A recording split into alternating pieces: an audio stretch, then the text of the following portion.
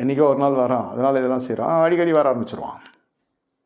வந்துட்டு மட்டும் இல்லை, எத்தனையோ குடும்பங்கள் நடுவீதிக்கு வந்ததுக்கான காரணம் கணக்கே தெரியாது, ஏன் கடனாச்சுன்னே தெரியாது. ஆனால் ஒரு மனசு உண்மையாக சொன்னான். ஐயா, நாங்கள் இந்த இஸ்கிந்தா போனோம், நாங்கள் விஜிபி போனோம், எம்ஜிஎம் போனோம். நாங்கன்னா யாருன்னா ஒரு 10 குடும்பம் சேர்ந்து போயிருக்கு. ஐயா தான் ஸ்பான்சரு. இது அந்த அளவுக்கு வலுப்படைந்த குடும்பம் இல்லை, பொருளாதாரத்தில் அவ்வளோ வலுவான குடும்பம் இல்லை. அந்த காலகட்டத்துக்கு எல்லா பிள்ளைங்களும் வேலைக்கு போயிருக்கு. அதுக்கப்புறம் நியாய தீர்ப்பு மாதிரி ஆயிடுச்சு. எந்த பிள்ளைக்கும் வேலை இல்லாத போயிடுச்சு. பெற்ற 3 பிள்ளையும் வேலை இல்லாமல் வீட்டில் உட்காந்துருக்கு. அப்போ வாங்கின கடனுக்கு இஎம்ஐ கட்டணும். ஒரு கடன் அடைக்க இன்னொரு கடன், ஒரு கடன் அடைக்க இன்னொரு கடன். கட்ட முடியல.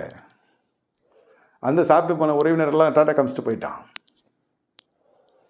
இது தனித்து கஷ்டப்பட்டு கொண்டிருக்கிறது யார்? யோசித்து பாருங்கள். பொருளாதாரம்லாம் கர்த்தர் கொடுக்கலன்னு இல்லை, கொடுத்தா அது துஷ்பிரயோகம் பண்ணுறது. ஆபிரகாம் செஞ்சது